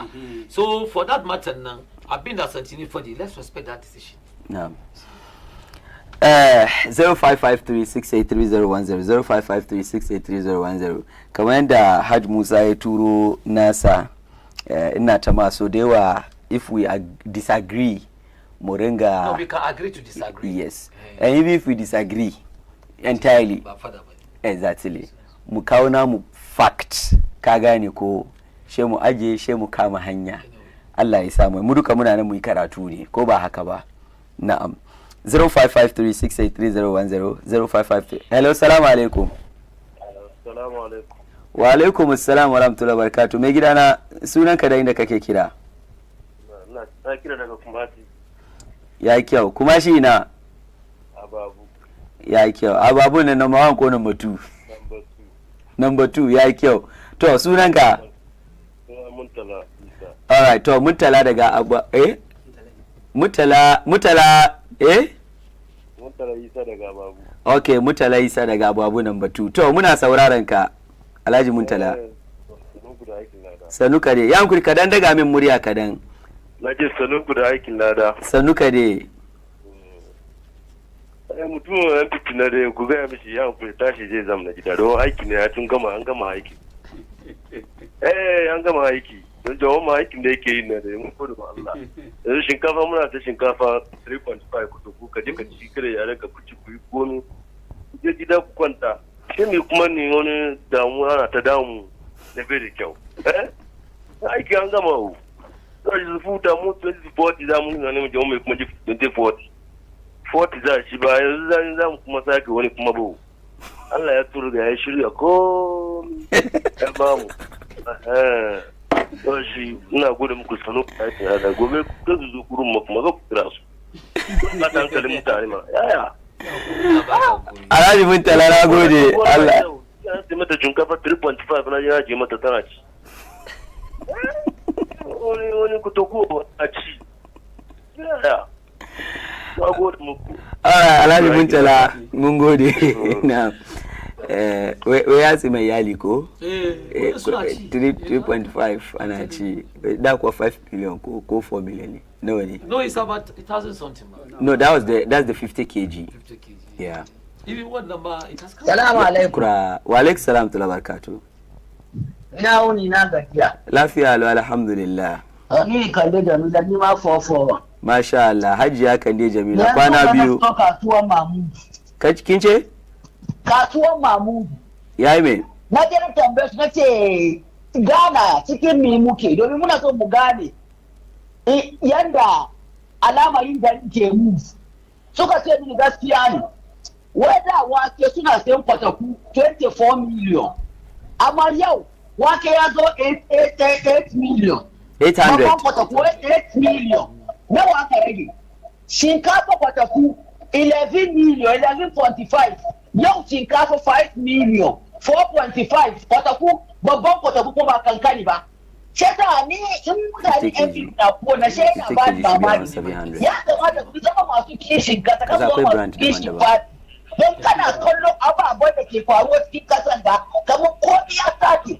Da a lokacin mulkin ku, lokacin ko da aka gora ka dole ya je 200 million. Dole da ya ce nawa. all right so okay kuma ina son ka san mu batun constitutional review 5 years da 30 years da 30 years abin gada I mean like inda mun kawo namu yes so no still call us mu na kan sorry honorable ban yanke numfashin ka ba hello assalamu alaikum hello assalamu alaikum Wa alaikum salam. na'am yankuri sunan ki da inda kike kira hajiya Yankuri suna na Amina. Ina kira daga babu kuma. to Wa alaikum salam. to hajiya Amina yi magana cikin phone nan forget TV nan kin ji Yankuri suna na Amina daga babu nan batu nake kira. to menene ra'ayinki shin a ba president dama yi shekara 10 Ta. Mun gode ma Allah da Allah ya kawo John Muhammad. Allah mun gode ma Allah da ya kawo John Muhammad. Allah kiyaye. efe maka yi boito ni ne no hanyoyi da shi hajiya tana saurara kanta cikin TV na so ya bari ya bin but jama'a ina ta ma da conversation mu da kanshi ba batun John Muhammad ba a conversation nan batun constitutional review da committee da suka submit reporting review da suka yi ko and ko batun amendment proposed amendments nan da na fi da gane mu shiga a wurin nan da mu taba John Muhammad fans na wa alaikum salam wa rahmatullahi ta'ala wa barakatuh. na'am sunan ka da ne kake kira Yankuri suna na La Soup. okay yankuri da gamin murya kadan ka ofa ba gbele speaker bi amin Suna na La Soup, La Soup, La Soup, SOUP. la soup Soup. La Soup, SOUP. Mia. okay to Na magana daga United States of Abilikuma Juma. okay Abin da nake ba da dama ne, in dai president ya je 10 years ya muna daji. na'am Saboda zai ta 10 years na kuma da bari su ta one time. 9 votes. 9 votes su guda ka kuma ta second vote na kuma duka ba ta kudi ne. na'am Shugaban kasa ya ce kawai one time 10 years. Musan kamar zai jara gari nan ne. Mu yi vote zai doki 9 years ya jara gari ya muna dadi. In ya so ya sauka ya kare sabo ya zo. Amma muna vote for 4 years, 5 years, muna ba ta kudi ne, muna ba ta nation na. Youth kuma ba su da kudi. Kudin da government zai doki ya spend next 4 years ya doki ya sabo election na. Ya doki ya support cikin nation na ya yi fine. Ko kare na yi. Don shi in an ba president dama ya ce 10 years yana da dadi. Yana da kyau. Good point. Shi yasa nake bari ni mai magana. right la soup na gode sosai daga Abilikuma Joma ko na soup na ko kakra soup ne ko light soup ne ko light soup with the kuya. All right, now go this so say at least na samu first call and dey magana batun yes yes exactly. Hello, salam alaikum. Hello, salam alaikum. Hello. Wayo be yabi. Jama'a na ji dadi idan ku yi magana game da babin da muka discuss bisa kasan shi batun jama'a da economy ne ya dai zuya bi ciki ne. Wa alaikum salam. Yan kure ina kira daga Nima. Daga ina? Sunana Alhassan. Daga ina? Daga Nima. Okay. Nima Alhassan. Sunana Alhassan Kado. Alhassan maza? Kado. Okay. Ina gaida Ula da shi brother na. Okay. Awal. All right. To batun da 10 years ko 5 years a bari da mamman continue. Ina gan kaman wannan fitina ne. Don 4 years da ke yi ma ana kara ma a sake president sometime. Balle a kuma ce a ba su dama su continue corruption zai yawa su tai za a ba ta gari wamma competition na cikin su kan 4 years nan competition na cikin ni gara ina 4 years nan is okay 4 years ya yi kada zuwa a ba mutum dama ya yi abinda ko abinda zai kuma da gana baya wannan competition na cikin su kai wani abu wani in kasa kamar ta mutane da yawa ta yi abinda ya kama so ni salamu alaikum. Wa alaikum salam to barakatuh. Opinion shi. Exactly. Ya kyau. We 4 years corruption ya yawa. Ai ni na ce kaman ba abin da a'a ne wuri na. In ba ku yi sa'a ba kuka samu mai taurin kai. Ka samu liga kaman Akufado. Yeah. No, I want to be emphatic here.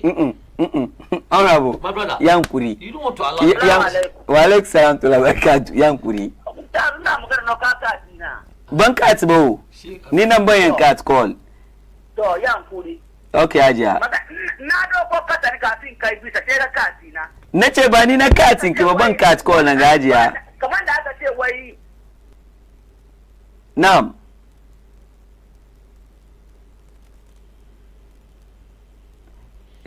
Na'am, hello Hajiya.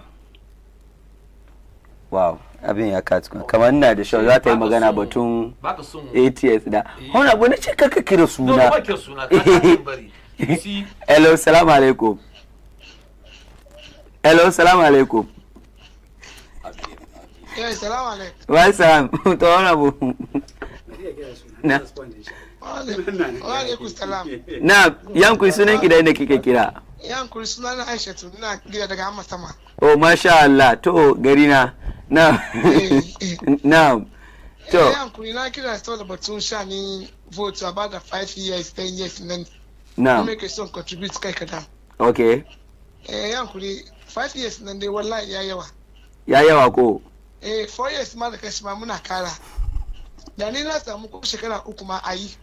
Wai. Kana za a yi mai shekara 3 ne ya san kamar ta mushi bai da yawa kisa bare ko kare iya abin da zai yi a da ba da 5 years ne ai kuma yawa isa so da wannan sa kira ina ga da chama she kuma wai ya kamata 30 years an ya bashi dama ya zama shugaban kasa wannan fa 30 years da ya bashi bane 30 years da ya 40 years ma da kashi ma yanzu ma mai shike wanga ma har balin 30 no all right at least ma da samu 45 okay all right mun gode in as much as na respect maganar sister nan ga kaga 4 years nan in me shezu 1 year ya duke na appointments another year zai kawo development it means ya yi 2 years ke ya yi 1 year last year da ka fara campaign da mu yanzu ka mun fara campaign kasa ko I'm telling you mun ga masu zuwa keep fit da masu zuwa thank you to ko akwai yan thank you to da yan keep fit da yan me kuma da yan dina ko me akwai yan kenke party to Hello, salam alaikum. Hello, salam alaikum. Mu fara kamfe kasa. Hello, salam alaikum. Isa kana tare da yan tanki to ko yan kinki party. No, as I sit now, whoever NDC is bringing. Okay. We are winning the election. Okay. Hello, salam alaikum. Kuma ba wasa ke yi ne. Na'am, yan ku sunan ka da inda kake kira last caller mu kenan. Hello? Na'am, chama wen kara na dawan kuma. To. Na'am, sunan ka da inda kake kira? Na kira daga Mamobi. Sunan na Yusuf. Kana kira daga ina? Mamobi. Okay, Yusuf daga Mamobi. To, wai a ba shugaban kasa dama yi kaman 5 years. Sannan kuma hanya ba dan shekaru 30 dama ya zama shugaban kasa. Me ra'ayinka? Well, ni ra'ayina dai na'am the right to vote nan yana fara daga age of 18. Na'am. And the right to vote for shi ma yana fara daga age of 18. To wanda aka ce sai ki sanar mutum fara neman shugabancin kasa ana ga daidai ne. Even me yazo below mai wannan namani a cikin sote. Amma da ce mai gidan mu na magana yana kiran batun arziki ne da zai samu makudan kudi yayi. Ai ba kudin kudin individual ake da shi ba. Kudin party ne, party inda party suka baka leadership kan leading su. Rufi san waste me da su bi. Na'am. Samu kudi ka ma campaign. Na'am. So wannan na kamar soke. Okay. Sannan batun 5 years na. Misali nan 5 years na an sai akan 5 years na. Da kaman da lokacin da ku koyi ba da wannan shawara a yi 5 years na. It means da yanzu abubuwa da ke cikin sarautar Ghana ga wannan wanda da muke ciki da muna cikin nawo. Aka kan ni da gaskiya 5 years ne da ni na ga na bashi for wannan.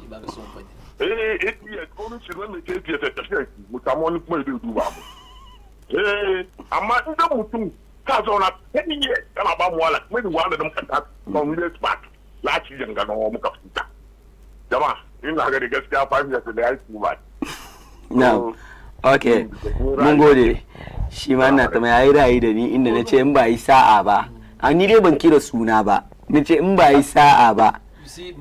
Aka samu bari pick last caller. She na baka dama kaka damu. You can mention kowane suna da kaga dama. Kaji na baka dama. Last caller na. Hello, salam alaikum.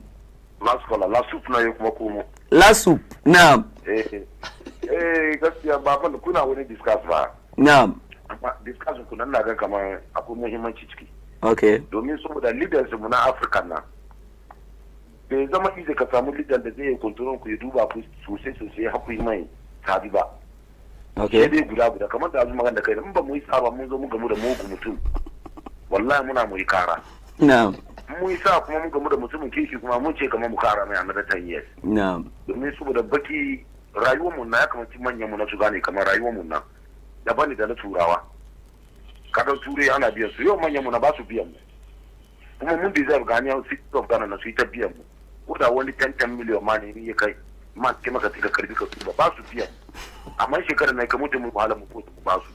Kuma da yanda da na yaran su ke jin dadi mu ba mu jin dadi. Da shi ma na ra'ayi da maganan baba nan da ya ce mun ba su 5 years sun wahada mu na kuma yi wannan ra'ayi. She me ta ya sai zama shugaban kasa fa? Wai ta ya zai zama shugaban a ba shi dama ya zama shugaban. Ta ya sai zama shugaban kasa na shi ba wannan bane ai rayuwa hankali ne. Okay. Shi ba wannan bane hankali ne mutum na da hankali mai kyau ya yi rule mutane. Domin hai ta ya sana zama yana rule gari su ko yana rule gida. Sarautan gargajiya na ba 50 years. Ai shi yana in ya kai kanka wani lokaci ko ya shekarunka yake ana ya baka. Ana ya baka. Shi haka nan ta ya zai ba kuma inda mai shi na da hankali mai kyau. Ya yi duba mu. Ai 50 mun ba 17 years bai duba mu ba. Mun ba 15 years ba su duba mu ba. Alright, last soup mun gode sosai. Thank you so much. That's our last caller. Ya shi ma na sai yace shi haruwan shi matukar me shi Allah ya bashi wannan hikima zai iya jagoranci al'umma. Abu da damuwa a bashi and 18 years and above and with sound mind. But in the case of this our country, no, kasan presidential is different. It's different. Akwai elections daban-daban. Akwai wani election na nan ko kana 18 years zaka yi ka saya.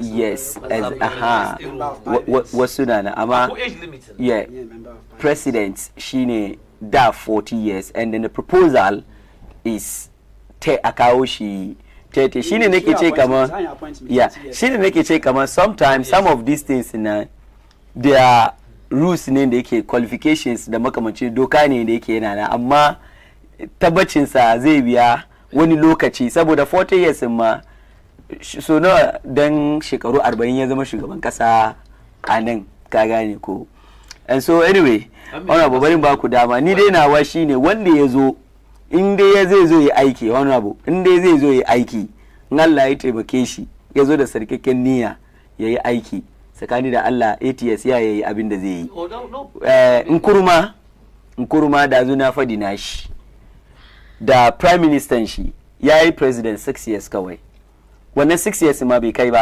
6 years in kirki ba aka overthrow shi bai kai 6 years in kirki ba ya zama abin nan from 6 March 1957 up to 1st July 1960 3 years ya zo yi wanga kuma so 9 years shi ma bai kai kirki ba mu ce 8 and half wani abu ko close to 9 years dai amma alhamdulillah abinda Nkrumah ya yi ba Ghana kawai ba all over international ana celebrate Kwame Nkrumah so ni dai ni nawa ne wani lokaci ba yawan shekarun ba albarkan shekarun in shekarun suka yi albarka kai da kanka ka zo da salkakin niyya za ka yi aiki zai abin nan kuma to da muka discuss kaga zai wani magana kace kare yi kaga irin mulkin da muka go under the leadership of Akufo-Addo and Dr. Bawumia kar Allah ya sa Ghana mu samu wannan irin mulki. It was dangerous. People suffered under them. Some maltreat mutane to the extent kaman God being so good ya kawo His Excellency John Dramani Mahama. It was not easy. Even our grandfathers babannimu sun yi suna pick daga Ministry of Finance cikin rana. Oh, so last words in kake now. Finally. No. Wanda suka call duka kan wanga program na gode musu sosai Allah bar mu tare. Sannan kamar na initially ne magana Ajiya Nema Olabode Williams mata na Allah ya kiyaye ta. Na uku kenan. Na ce na uku kenan kake bata hakin ta. Ba mi da amman su Ajiya Kubura da families na duka da suke ba da support na gode musu sosai. Alhaji Shelito chairman branch Yellow House kenan Allah ya kiyaye shi da aikin da yake yi. Da King Faisal King chairman Vibrant Ladies. Ba Alhaji Gusa ba. In fact su suka kafa Vibrant cikin Nema.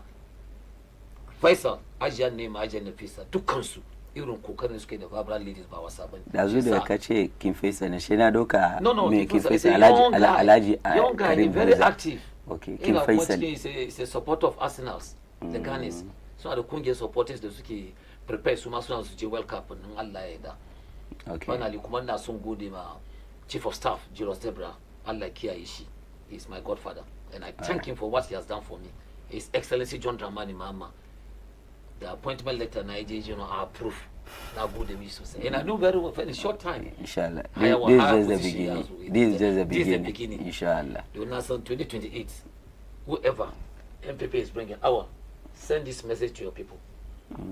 There is no way MPP can win 2028. Never in the history. Honorable Mohamed Awal, yan ku final voicing ka.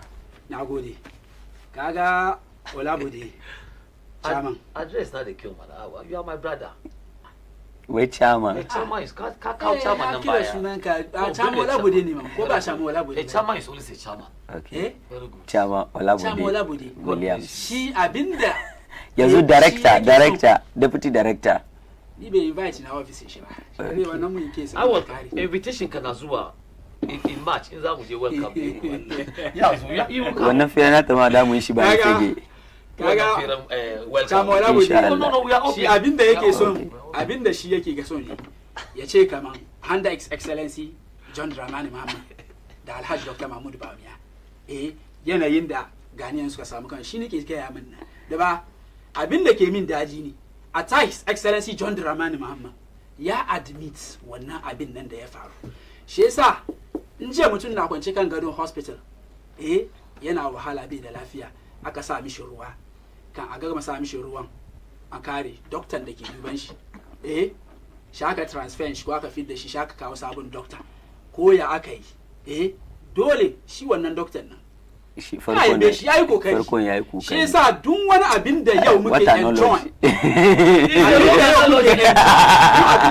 want to talk about measures da muka put in place kina magana after all abin ga restoration da muka shiga cikin nan measures in the excellency na muna roƙo Allah the types of Bawumia should not come to this country anymore yasa yau kike cin wannan amfanin nan awal finally kike na Japan When it comes to internal contest nan ni ka support honorable Japan and bringing Bawumia honorable Japan yau Ken was an MPP Honorable Bawumia is an MPP Honorable wanda ke contest duka MPP finally final word na shine na'am final word na shine kaga abin ganga hini box size nan na'am yau 24 funga wannan abin nan His Excellency John Dramani Muhammad ya koma da shi yasa annun bradan shi gananga da jiya yau 24th December ga na kaga wannan nace ni yau nake fadi yau on 24th in labari ya fito mun zo in labari ya fito mun zo mu magana he deserves ina da sanin yau komi ba kamar ga zai end ban sani ba ko mun sake komowa nan ga wani bi kuma mun zo Allah ya da yau iya zai end workers in Ghana workers in Ghana me suka ce 9% salary increment so what is wrong with that shaka ce wai su je su biya ya sunan shi abin ga 12% electricity tariffs water 9%. Are you not happy? Come on, you and the leader Jomama ba light of kasa Ghana ga. There's no doom so the economy is moving. Inflation has come down. So what are you talking about? Ngaido me gidana kuma honorable Kennedy Wini Japan. MPP don't attend bringing Bawumia. Wouldn't they cheap bronyan? Mun ci almost 2 billion bulls. Ya zo okay.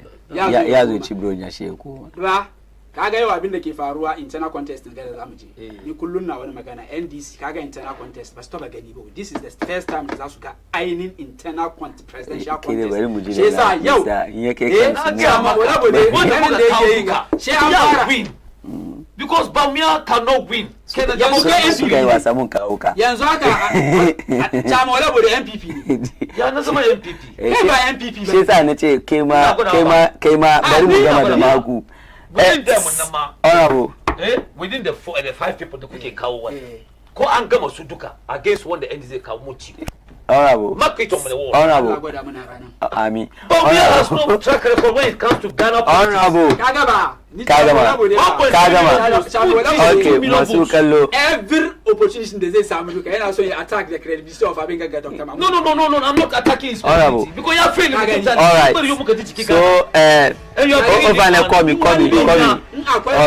so masu kallo idan Allah ya kai mu ranar yanzu baka ka decide muna Allah ya kai mu ofane mute ma mai mic okay ya mute ku idan Allah ya kai mu wato ranar juma'a za mu sake haduwa akan wannan dandali na siyasa da kuma zamantakewa ni ne nako Ameer Mukhtar wanda nake tattaunawa da Chama Olabode Williams da kuma Honorable Muhammad Awo.